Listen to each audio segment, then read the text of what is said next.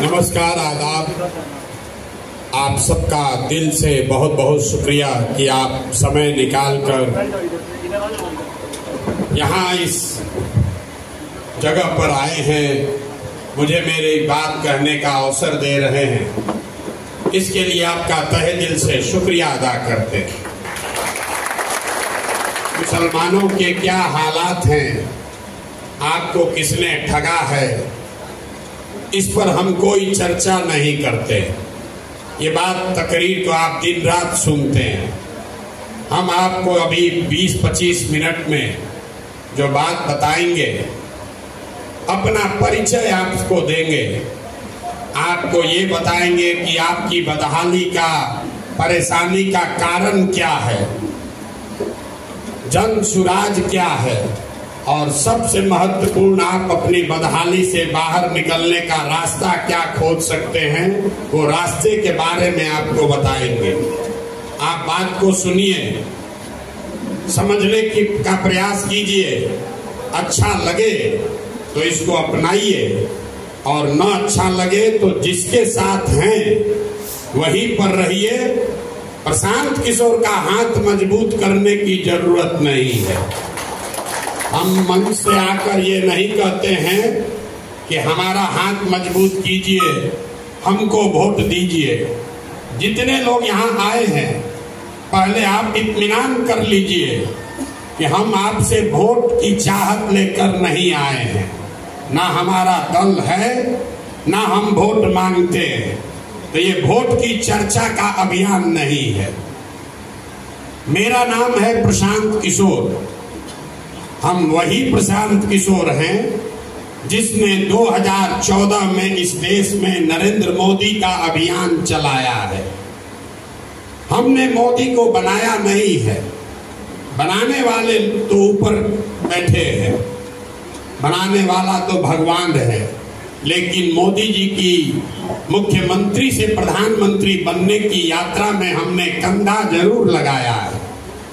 उस नजरिए से अगर आप में यहाँ बैठा हुआ कोई शख्स ये समझता है कि अरे भाई, जिस आदमी ने मोदी की मदद की है, हम उसके साथ कैसे चल सकते हैं, तो ये बिल्कुल वाजिब वजह है आपको हमारे साथ नहीं चलना चाहिए। लेकिन अगर आप मेरे परिचय का ये हिस्सा जानते हैं, तो आप में से कुछ लोग ये भी जानते होंगे कि 2014 के बाद 2021 तक इस देश में भाजपा, मोदी, अमित शाह कहीं भी चुनाव हारे, हराने वाला नेता कोई भी हो, दल कोई भी हो, जो नेता, जो दल भी भाजपा को हराया है, उसके पीछे भी कंधा इसी प्रशांत किशोर ने लगाया।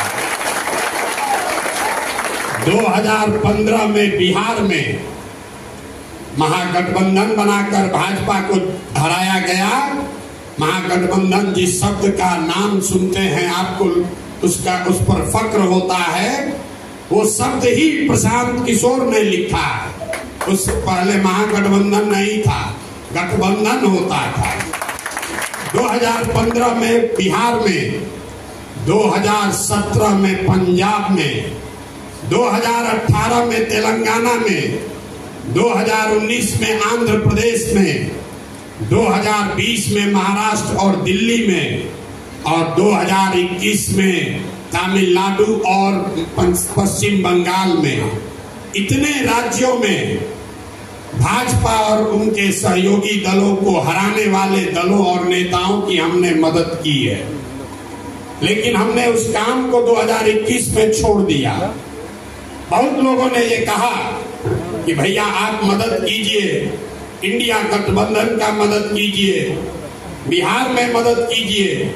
हमने उनकी मदद नहीं की है। लोगों को का ये पहला सवाल है कि भाई आप इन गठबंधनों का मदद क्यों नहीं कर रहे हैं अगर आप भाजपा को हराना चाहते हैं। हम आपको बता रहे हैं क्यों नहीं करते, क्योंकि हमने इनके साथ काम करके देखा है, इनको जिता कर देखा है। एक बार जीत जाएं तो या तो डर से या अपने मन से खुद से पीछे जाकर भाजपा से समझौता करने वाले ये लोग हैं। 2015 में महागठबंधन हम लोग जीत गए। मैं यहां से पंजाब गया, जब तक पंजाब में कांग्रेस की मदद करके भाजपा और अकालियों को हराया, तब तक नीतीश कुमार महागठबंधन छोड़कर भाजपा में चला गया। जब पंजाब जीतकर तेलंगाना आंध्रा पहुंचे, तब तक कैप्टन अमरिंदर सिंह कांग्रेस छोड़कर भाजपा में चले गए। तेलंगाना और आंध्रा जीते, जब तक महाराष्ट्र और दिल्ली आते, केसीआर और जगन मोहन रेड्डी ने अलग रहते हुए भी भाजपा से समझौता कर लिया। जिस महाराष्ट्र और दिल्ली को जीतकर पश्चिम बंगाल और तमिलनाडु गए, वहां पर भी दोनों जगह भाजपा के से लोगों ने समझौता कर लिया। तो हमने ये देखा कि ऐसे तो जीवन भर भी अगर हम नेताओं को जिताते रहे, इसका कोई फायदा नहीं है। या तो सामने से या पीछे से, जीतने के बाद या मन से या डर से किसी न किसी तरह का लोग समझौता कर लेते हैं। इसीलिए हमने उस काम को छोड़ दिया। और आप कितना भी दबाव दीजिएगा, हम किसी गठबंधन का हिस्सा ना है ना होंगे। आपको अच्छा लगे तो ठीक है, ना अच्छा लगे तो भी ठीक है।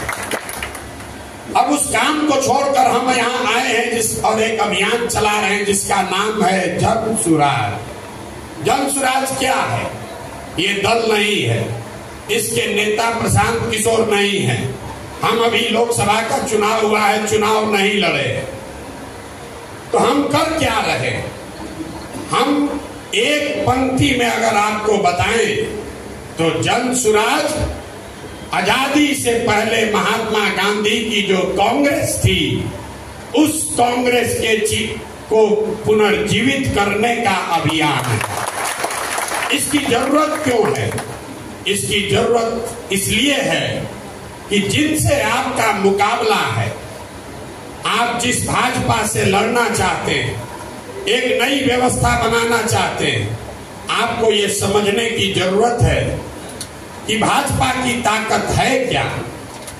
भाजपा की ताकत मोदी शाह नहीं है, भाजपा की ताकत उनका संगठन नहीं है, भाजपा की ताकत है संघ, आरएसएस, जो एक विचारधारा आधारित व्यवस्था है। वो गांधी मैदान में सभा करके नहीं बनाया गया, वो चुनाव जीतने लड़ने के लिए नहीं बनाया गया। उसको उस विचारधारा के मानने वाले लोगों ने पिछले 50-60 वर्षों में अपना खून पसीना लगाकर 3-3 पीढ़ियों के लोगों ने उसको सींचा है। और वो इतनी विचारधारा आधारित मजबूत व्यवस्था है कि वो जब चाहे वो जनसंघ खड़ा कर सकते हैं, जब इच्छा हो तो जनसंघ हटाकर भाजपा बना सकते हैं। उनकी इच्छा हुई तो वाजपेयी और आडवाणी नेता बनेंगे, उनकी इच्छा अगर आज मोदी के लिए है तो मोदी बनेंगे। तो आपकी लड़ाई आपको लग रहा है मोदी से है, हम बता रहे हैं आपकी लड़ाई संघ से है। और आपकी मतलब सिर्फ मुसलमानों की नहीं, जो आदमी भी उस विचारधारा के खिलाफ है, उसको उस विचारधारा से अगर लड़ना है तो आपको समझना है कि लोहे को लोहा काटता है। अगर विचारधारा से बनी हुई व्यवस्था से लड़ना है तो आपको विचारधारा आधारित ही विपक्ष बनाना पड़ेगा। अगर गोडसे से लड़ना है, अगर गोडसे की विचारधारा से लड़ना है, तो एक ही विचारधारा इस देश में है जिसको महात्मा गांधी की विचारधारा हम लोग कहते हैं, उसी से उससे लड़ा जा सकता है। और ऐसा नहीं है कि ये सुझाव लेकर हम पहले बिहार आए, ये सुझाव लेकर पहले हम कांग्रेस के पास गए, उनको ये बताया। आप में से कुछ लोगों ने सुना होगा, 7 दिन तक पूरे कांग्रेस के नेतृत्व को हमने बैठाकर समझाया कि क्या करने से इस हथियार से भाजपा को मुकम्मल शिकस्त दिया जा सकता है। उनको ये बात समझ में भी आई, उन्होंने हमको न्योता भी दिया। आप में से जो लोग टीवी पेपर पढ़ते हैं, आपने पढ़ा सुना होगा उन्होंने ये हमें जिम्मेवारी दी कि आप आकर 24 का चुनाव हमारा लड़ाइए, लेकिन सारी बात होने के बाद हमने उनका ये ऑफर ठुकरा दिया। क्यों? वो इसलिए कि सारी बात पर समझौता होने के बाद एक बात पर समझौता नहीं हो पाया। कांग्रेस के नेतृत्व का कहना था कि ये सब कुछ आप कीजिए, लेकिन महात्मा गांधी के बजाय इसको राहुल गांधी के नाम पर कीजिए। हमारा राहुल गांधी से कोई झगड़ा नहीं है, लेकिन मेरा ये मानना है कि जब तक आप महात्मा गांधी को सामने नहीं लाएंगे तब तक आप भाजपा से मुकम्मल लड़ने के लिए तैयारी नहीं कर पाएंगे। हमारे सुझाव पर उन्होंने पदयात्रा भी की, लेकिन वो महात्मा गांधी के नाम पर नहीं किया, राहुल गांधी के नाम पर किया। कुछ सफलता भी मिली है, लेकिन आज भी सरकार से, भाजपा को हराने से वो बहुत कोसों दूर है। उन्होंने हमारी बात नहीं मानी तो हम आए हैं बिहार में। हमने लोकसभा चुनाव में ना उनकी मदद की ना उनका खिलाफत किया। हम आकर 2 बरस से बिहार में ये व्यवस्था बना रहे। क्यों बना रहे?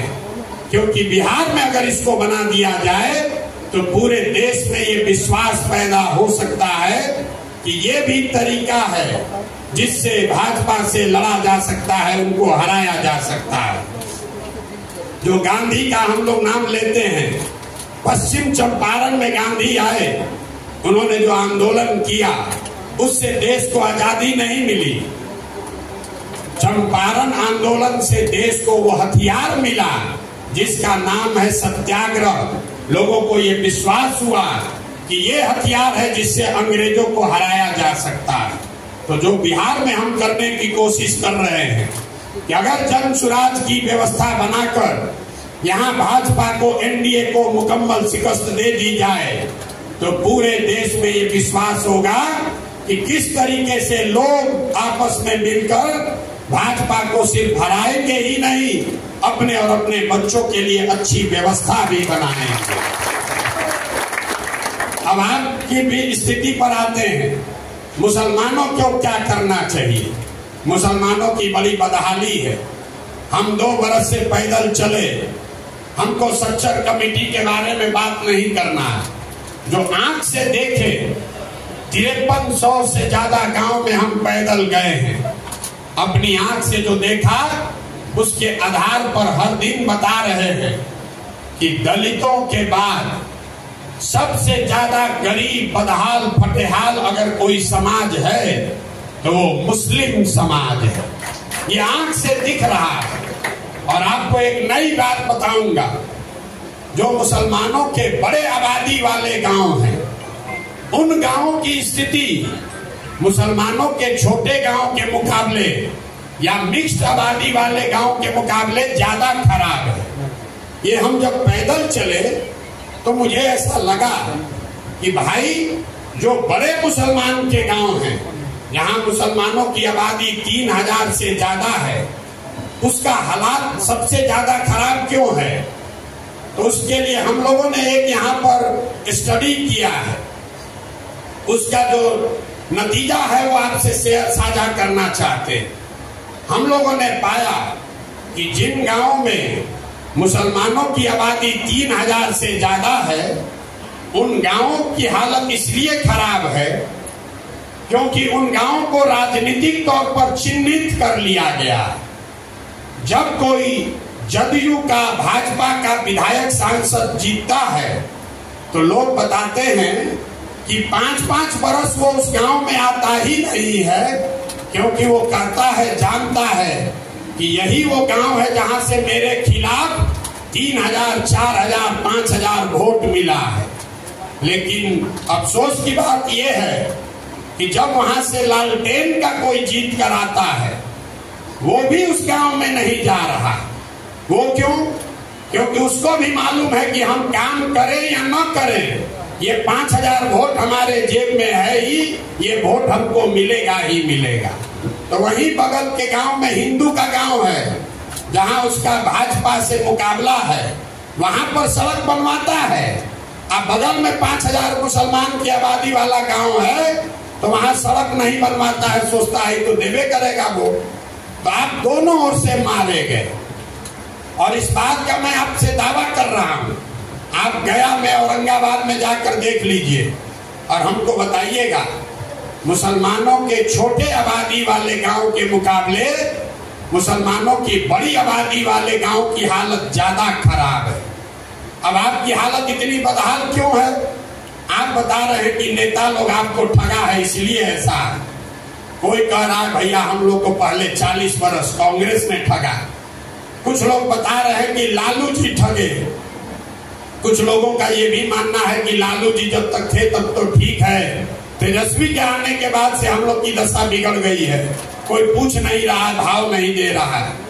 हम आपको बता रहे हैं कि आपकी हालत क्यों खराब है। आपकी हालत इसलिए खराब है कि 5 बार नमाज पढ़ने वाला ये समाज आपने सियासी नजरिए से आपके कौम में जो पैगंबर साहब ने बात बताई उसको भी आप मानने के लिए तैयार नहीं है।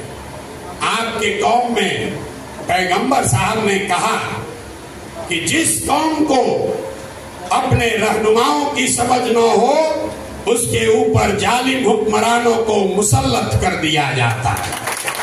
ये हम नहीं कह रहे, ये लालू जी ने नहीं कहा, आप कह रहे हैं कि आज के जो हुक्मरान हैं वो जालिम हैं, वो आपको ठग रहे हैं।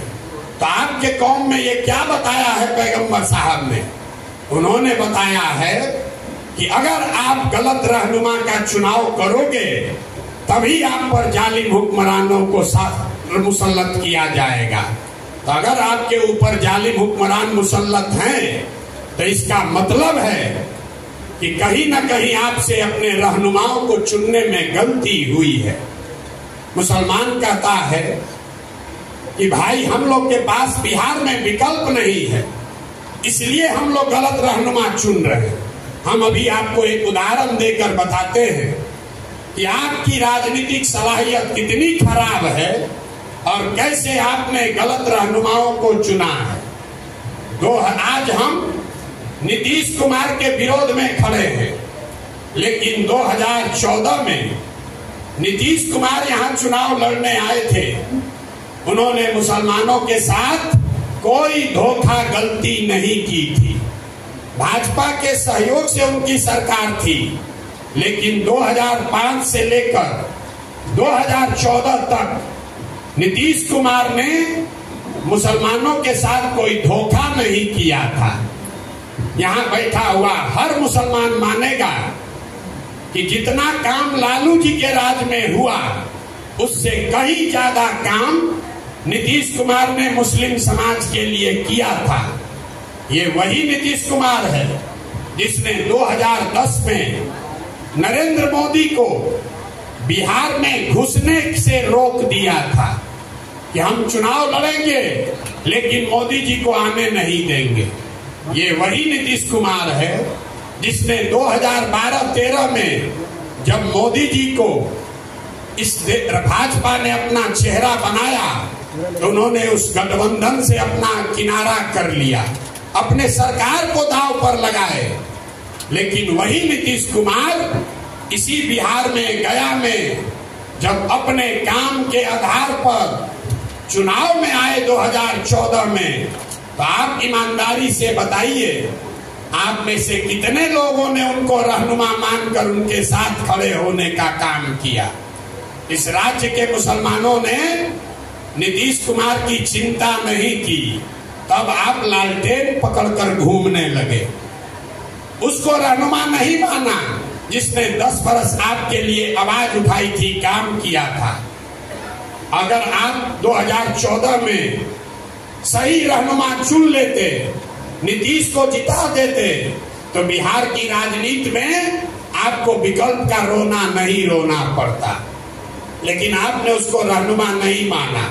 अब मुसलमानों की दुर्दशा देखिए, वही नीतीश कुमार 2 बार ठगने के बाद अभी 2024 के चुनाव के 1 साल पहले जब महागठबंधन में आ गए तो मुसलमानों ने कहा कि यही आदमी हम लोग का नया रहनुमा है।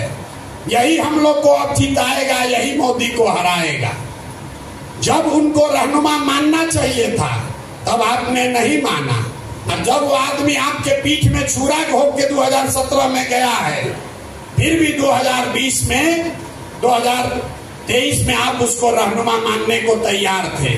ये तो खुदा का शुक्र कीजिए कि वो चुनाव के पहले ही आपको छोड़कर भाग गए, न तो आपका वोट लेने के बाद भागता और फिर आप कहते कि हमारा साथ बड़ा धोखा हो गया। तो मेरे भाई, अगर आपको अपने रहनुमाओं की समझ नहीं होगी तो आपके साथ धोखा होगा ही होगा। आपके कौम के कुरान में पहला शब्द है, कुरान की शुरुआत का पहला आयत का पहला शब्द ही है इकरा, पढ़ो। हमें लोगों ने बताया कि अल्लाह ने पहला शब्द जो पैगंबर साहब को बताया वो शब्द है इकरा। और ये वो कौम है जो आज देश में, बिहार में सबसे ज्यादा अनपढ़ कौम है। जिस कौम के पहला शब्द ही जिस कौम में इकरा है, उस कौम के लोगों को पढ़ाई से कोई लेना देना नहीं है। ये आप अपने बच्चों के पढ़ाई की चिंता नहीं करते हैं, आपको भाजपा की चिंता है, आपको किसी के जीतने हारने की चिंता है, अपने बच्चों के पढ़ाई की चिंता नहीं है। आपके हदीस में पैगंबर साहब ने आपको क्या कहा है? अपने बच्चों के साथ इंसाफ करना है। ये आपकी औलाद अल्लाह की अमानत है, उनके साथ इंसाफ करना आपके लिए अल्लाह का आदेश है। लेकिन आप में से जितने मुसलमान समाज के लोग हैं, आपको अपने बच्चों के साथ इंसाफ की चिंता नहीं है। आप लालू जी के बच्चे के साथ इंसाफ कर रहे हैं। अपने बच्चों के साथ इंसाफ हो या न हो, उनके शरीर पर कपड़ा हो या न हो, आपको देश के सियासत की चिंता है, आपको लालू जी के लड़के की चिंता है, आपको देश में इंसाफ की चिंता है। अपने बच्चों के साथ इंसाफ हो, इसकी चिंता नहीं है। तो आपको दिक्कत नहीं होगी तो किसको दिक्कत होगी? आपके कौम में आप लोग बताते हैं कि भैया हम लोग अल्लाह को छोड़कर किसी से नहीं डरते हैं, और मुसलमानों की सभा में हम आपके मुंह पर कह रहे हैं, राजनीतिक नजरिए से आपसे ज्यादा डरपोक कोई कौम है नहीं। आप इतने डरपोक हैं कि आपको भाजपा का कोई भूत 1000 किलोमीटर दूर दिखा दे तो गया में बैठ के जिन लोगों ने आपके बच्चों का हक मारा है, आप उसके साथ भी गलबैया करने के लिए तैयार हैं और बता रहे हैं कि हम डरने वाले लोग नहीं हैं। आपके कौम में बताया गया, ये पैगंबर साहब ने बताया, प्रशांत किशोर ने नहीं, कि बिना जद्दोजहद के जीवन में कुछ हासिल नहीं हो सकता है। आज का मुसलमान जद्दोजहद नहीं करना चाहता है, वो चाहता है कि कोई रहनुमा आ जाए, कोई राहुल गांधी, कोई तेजस्वी यादव, कोई प्रशांत किशोर आ जाए, वो हमको हमारा हक दे दे, हम उसके पीछे चले और हमारे बच्चों का कल्याण हो जाए। हम आपको बता रहे नहीं हो सकता। आप लालू के पीछे चलिए कि प्रशांत किशोर के पीछे चलिए, कोई आपको हक नहीं दे सकता है। जब तक आप नहीं खड़े होइएगा, अपने बच्चों के लिए नहीं खड़े होइएगा, कैसे हो सकता है? अगर ये बात सही नहीं होती तो पैगंबर साहब ने आपको कहा होता कि जद्दोजहद मत करो, किनारे बैठ के किसी अच्छे आदमी का इंतजार करो और फिर वो दिखे तो उसके पीछे चलो।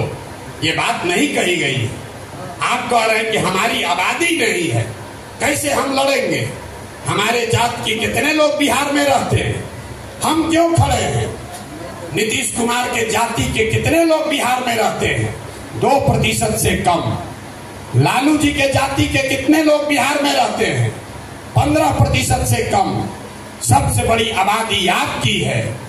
आपके दीन में आपको बताया गया है कि इतने काबिल बनो कि आप देने वाले बनिए। आप अपनी दशा देखिए। आप आए हैं 18% की आबादी के लोग 2% आबादी वाले से मांगने आए हैं कि भैया हम लोग का हमारा हक दीजिएगा। ये आपकी मानसिक गुलामी का नतीजा है और ये नुकसान किया है लालू यादव ने आपके लिए। हम आपको बता रहे हैं क्या नुकसान किया है लालू यादव ने। भाजपा तो जब आएगी तब आएगी। लालू यादव ने, आरजेडी ने आपको राजनीतिक बंधुआ मजदूर बना दिया है। आपके और आपके बच्चों के मन में ऐसा डर बैठा दिया है कि कुछ भी हो जाए हम लोग अपने पैर पर नहीं खड़ा हो सकते हैं, हमको किसी न किसी के पीछे ही चलना है। मेरे भाई, कभी आपने सोचा कि अगर इतनी बड़ी कौम है, आपके कौम से कोई प्रशांत किशोर के जगह पर क्यों नहीं खड़ा है और प्रशांत किशोर आपसे क्यों नहीं मांग रहे हैं कि भैया हमको भी हमारा हक दो। आप हमसे मांगने आए। आप अपने कौम की दशा देखिए। मैं आपको एक आंकड़ा दूंगा। आबादी के हिसाब से मुसलमानों के बिहार में 40 सांसद, 40 विधायक होने चाहिए, हैं 19 विधायक आज, सारे दल मिलाकर।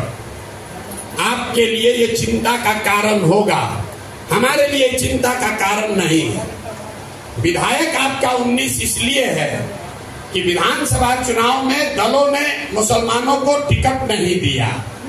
मेरे लिए चिंता का कारण यह है कि आबादी के हिसाब से बिहार में 1650 मुखिया मुसलमान होना चाहिए। है कितना? 1200 से कम। आबादी के हिसाब से 27,500 वार्ड सदस्य होना चाहिए। है कितना? 11,000 से कम। तो आपको किसने रोका था कि आप मुखिया, सरपंच, वार्ड सदस्य बन जाइए?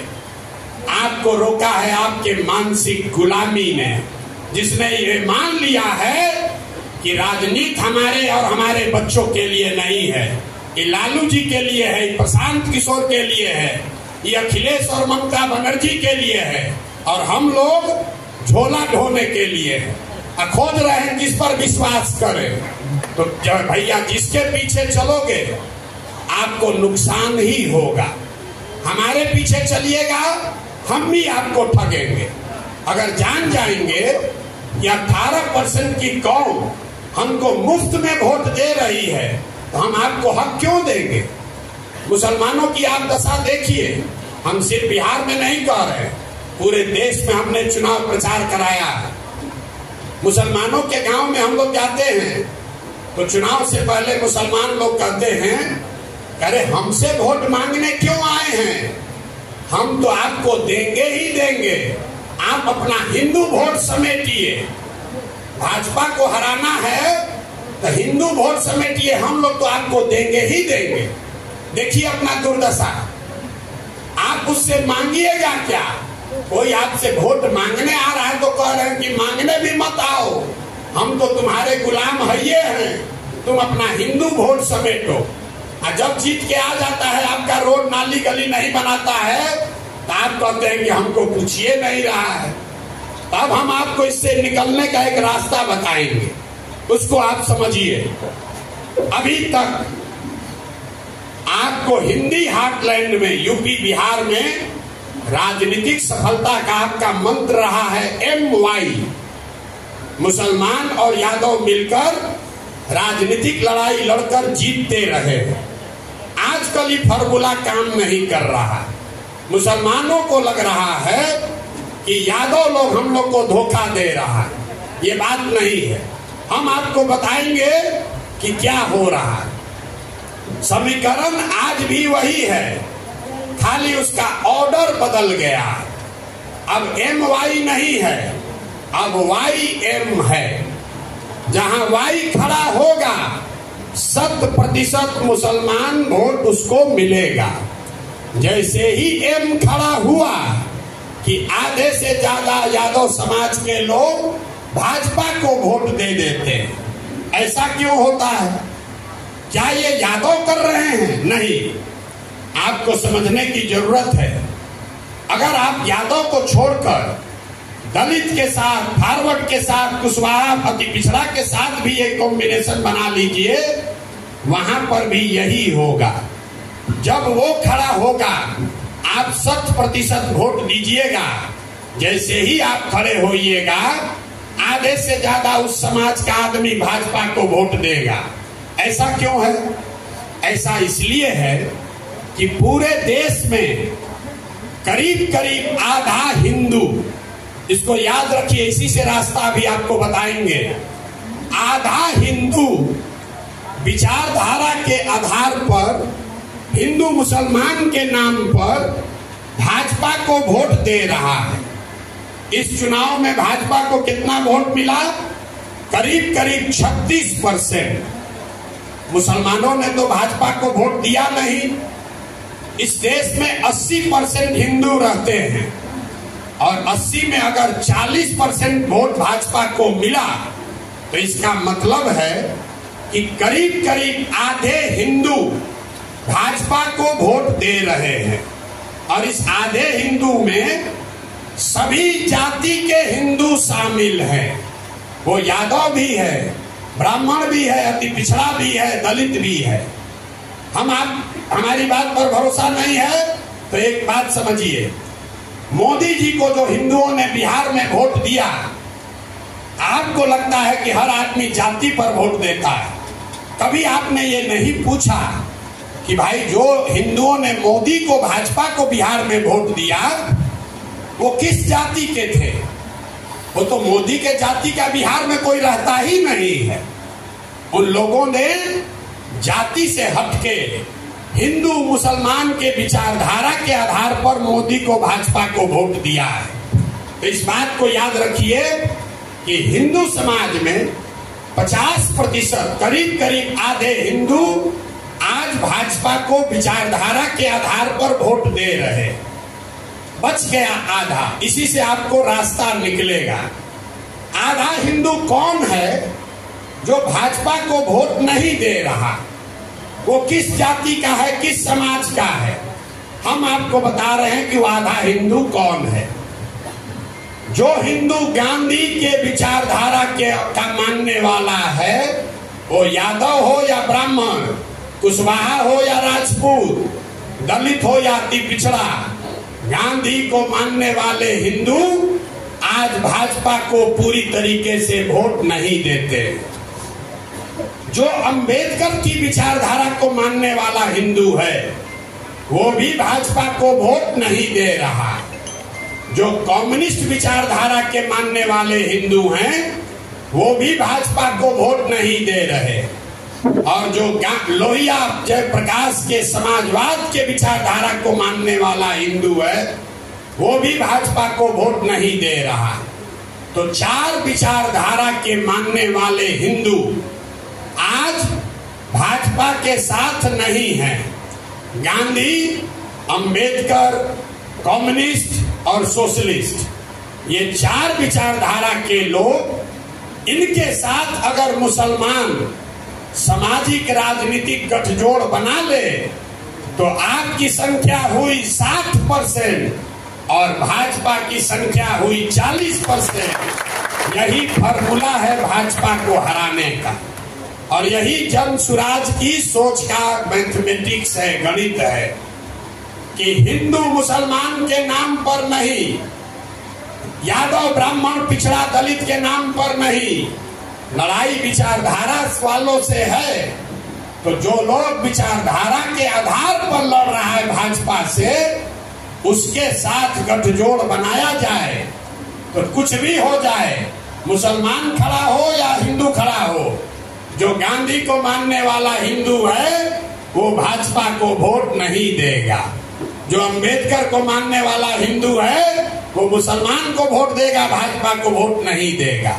यही जन सुराज का फॉर्मूला है और यही बात जन सुराज को ओवैसी जी से अलग करती है। क्योंकि कई लोग कहते हैं कि आप भी तो वही कह रहे हैं जो ओवैसी जी कह रहे हैं कि आपको सभी दलों ने ठगा है, आप अपना लिए खड़ा होइए। नहीं, फर्क है। फर्क ये है कि ओवैसी जी कह रहे हैं कि मुसलमानों को राजनीति में अपनी भागीदारी के लिए खुद अपने बल पर खड़ा होना चाहिए। जनसुराज ये कह रहा है कि मुसलमानों को राजनीति में अपनी भागीदारी के लिए खुद खड़ा होना है, लेकिन उन हिंदुओं के साथ खड़ा होना है जो विचारधारा के आधार पर आपके साथ चलने को तैयार है। क्योंकि भाजपा ये चाहती है कि आप अकेले अपने मुसलमानों का संगठन बनाकर चुनाव लड़िए। अगर वो आप कीजिएगा तो वो हो जाएंगे 80, आप हो जाइएगा 20। लेकिन जो फॉर्मूला हम बता रहे हैं इसमें आप रहिएगा 60, भाजपा रहेगी 40 और इसी से सफलता मिलेगी।